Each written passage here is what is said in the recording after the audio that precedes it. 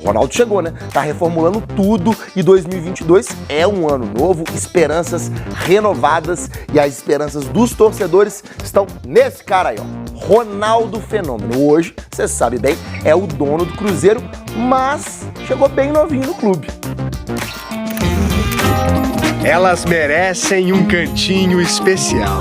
As responsáveis pela preservação de lembranças fenomenais.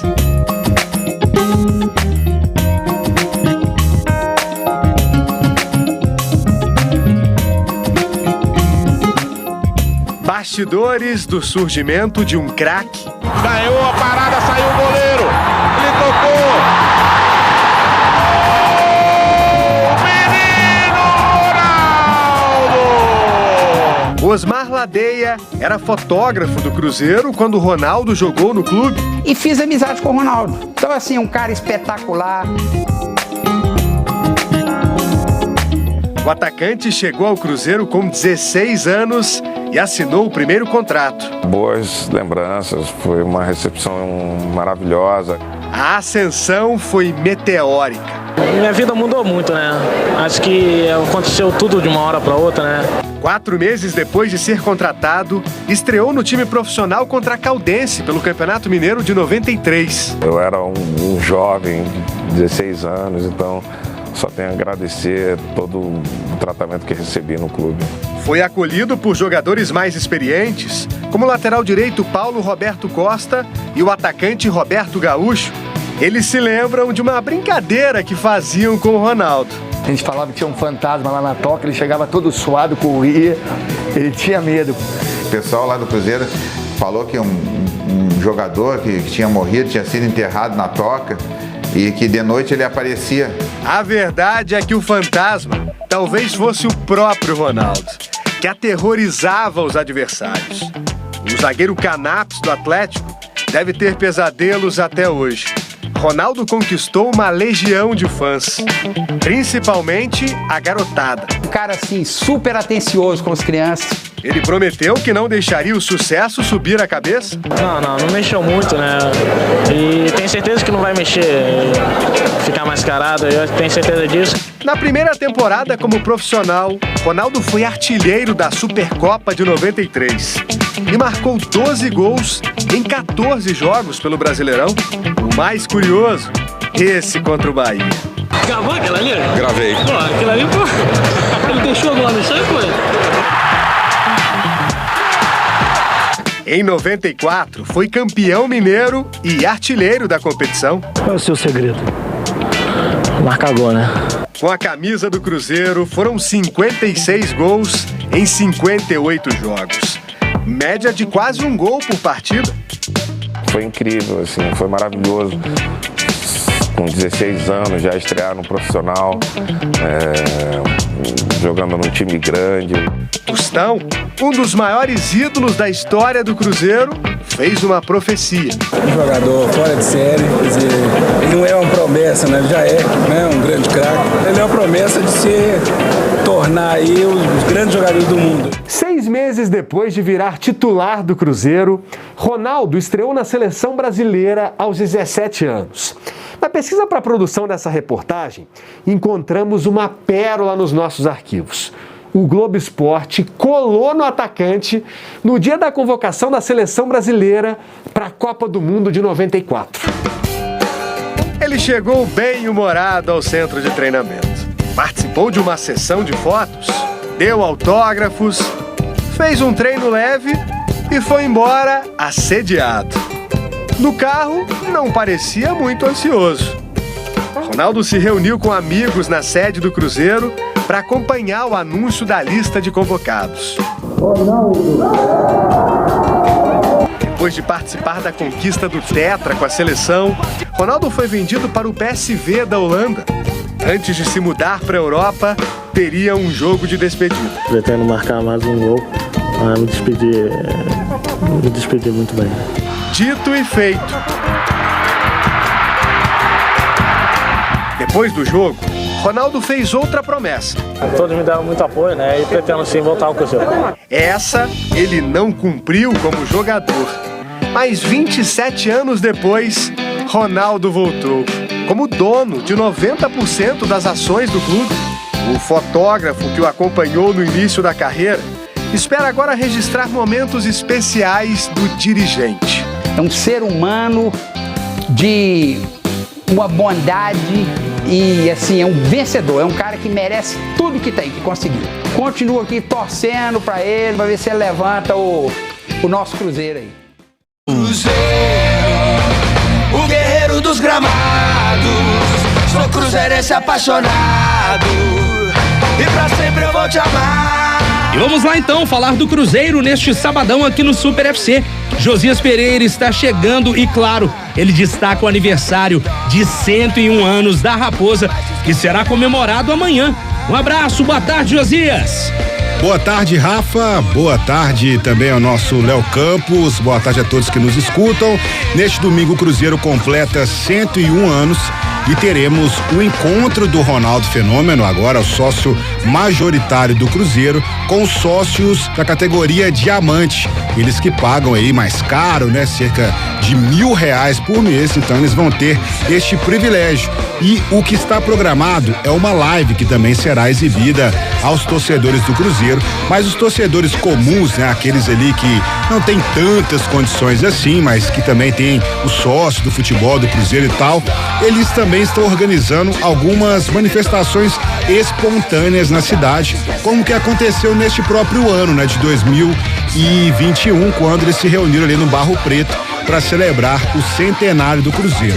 No dia 3 de janeiro, na segunda-feira, o Ronaldo Fenômeno dará uma coletiva de imprensa. Aí sim, ele vai falar sobre o planejamento do Cruzeiro para a próxima temporada, visando aí o ano de 2022. O Cruzeiro que tem mais uma missão pela frente de voltar à Série A pela terceira temporada consecutiva, o Cruzeiro disputando a segunda divisão do Campeonato Brasileiro e desta vez almejando o acesso agora sim com a administração de Ronaldo Fenômeno, que vai investir no Cruzeiro cerca de 100 milhões neste primeiro ano, mas é preciso destacar o seguinte: esse dinheiro ele não será revertido de forma espontânea e na questão de contratações, né? O Ronaldo que vem fazendo uma grande quantidade de cortes no Cruzeiro, reduzindo a folha salarial do futebol, colocando aí cerca de 1/3 do que era antes, indo para R$1,5 milhão, R$1.800.000, e vem buscando junto aos jogadores do elenco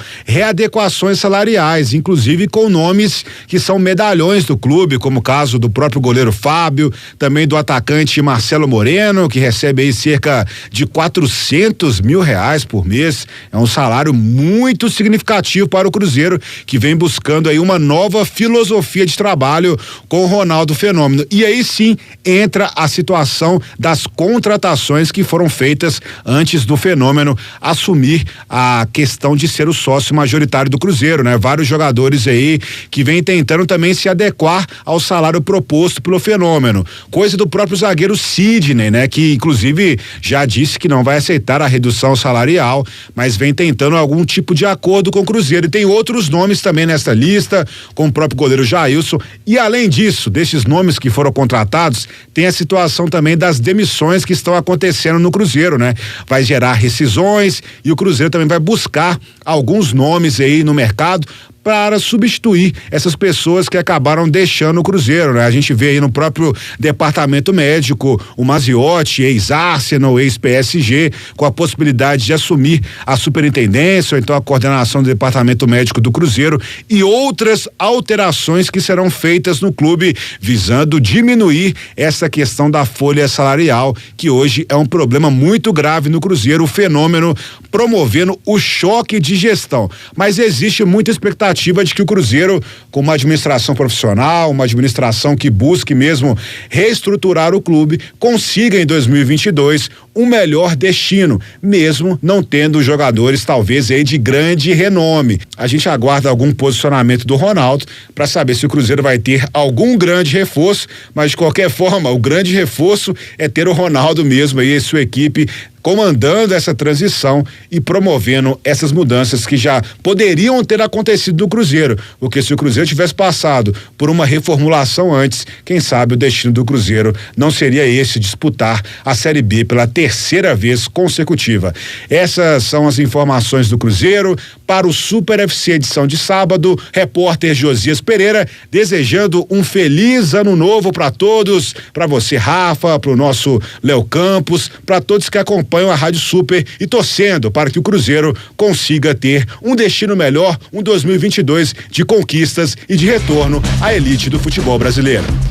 É isso, valeu, Joe, e fica essa expectativa, né, ô Rafa, pro ano de 2022 melhor, mas que inicia não necessariamente do jeito que terminou os últimos anos, ou terminaram os últimos anos, mas, porém, de novo, o Cruzeiro tendo que se reformular no início da temporada, né? Motivos diferentes, especialmente agora com a entrada da SAF.